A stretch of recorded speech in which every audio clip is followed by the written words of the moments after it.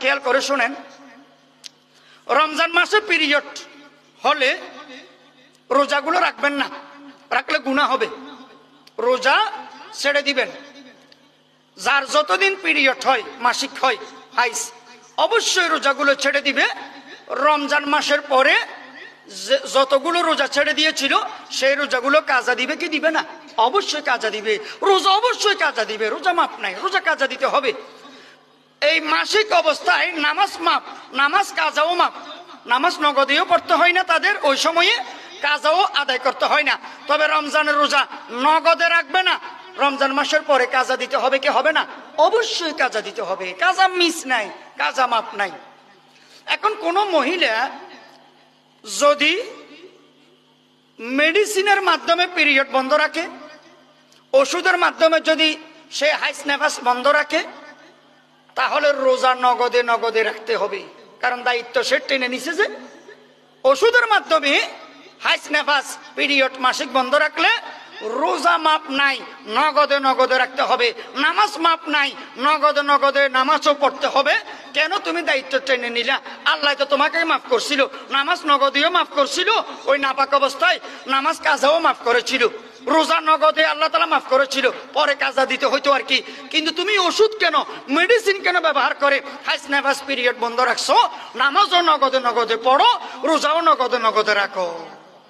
এবং এটা শরীরেরও ক্ষতি। ওষুধ ব্যবহার করে এগুলো বন্ধ রাখলে শরীরেরও মারাত্মক ক্ষতি, মারাত্মক ক্ষতি।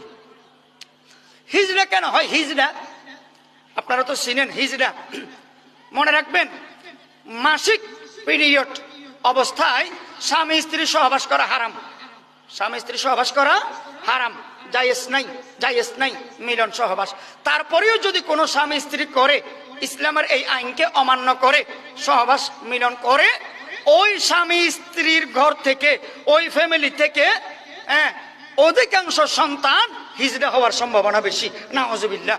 তাই হাইস নেফাস অবস্থায় স্বামী স্ত্রী এগুলো করবেন না, খবরদার, এগুলো করবেন না। আপনারা জানেন বাজা কেন হয়? মানে নিঃসন্তান, অনেক বছর হয়ে গেছে, বিয়ে শাদী করেছে, সন্তান হয় না, এরকম কিছু মানুষ দুর্ভাগা আছে না? বাজা বাজা সন্তান হয় না কেন? কেন?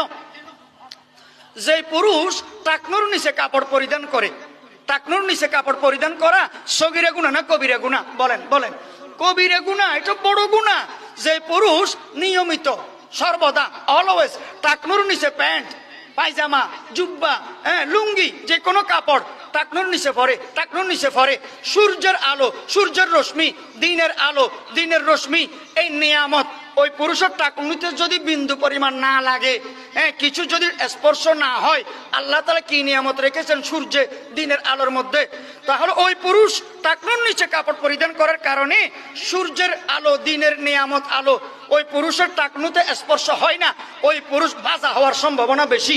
এই জন্য আল্লাহ রাসূল সাল্লাল্লাহু আলাইহি ওয়াসাল্লাম বলেছেন, ওরে পুরুষ, ও আমার উম্মত, তোমরা টাকনুর উপরে কাপড় পরিধান করো, টাকনুর নিচে কাপড় পরিধান করিও না, এটা কবিরা গুনাহ। মেডিকেল সায়েন্স গবেষণা করে পাইছে যে কেন রাসূলের টাকনুর নিচে পুরুষকে কাপড় পরিধান করতে নিষেধ করছে, কেন? ওই বাজা হওয়ার সম্ভাবনা বেশি, বাজা হওয়ার সম্ভাবনা বেশি। তারপরে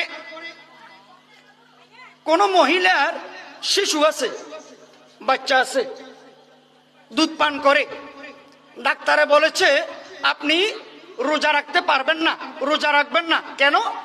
আপনার সন্তান আছে, শিশু আছে, দুধ পান করে, আপনার উপর তার দায়িত্ব আছে, তাকে লালন পালন করার দায়িত্ব আছে। আপনি রোজা রাখতে গেলে একটু ক্লান্ত, টায়ার্ড, দুর্বল হয়ে যেতে পারেন। ডাক্তারে যদি এইরকম বলে, ইমানদার ডাক্তার, তাহলে ওই মহিলা এই রোজা রাখবে না, যেহেতু শিশুকে দুধ পান করাতে হচ্ছে। ওজর, এটা হলো ওজর। তবে রমজান মাসের পরে এই রোজাগুলো কাজা দিবে কি দিবে না? অবশ্যই দিবে।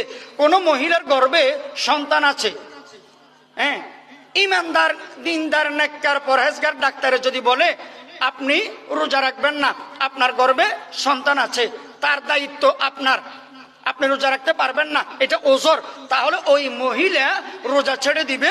রমজান মাসের পরে এই রোজাগুলো কাজা দিবে, অবশ্যই রমজান মাসের পরে এই রোজাগুলো কাজা দিবে।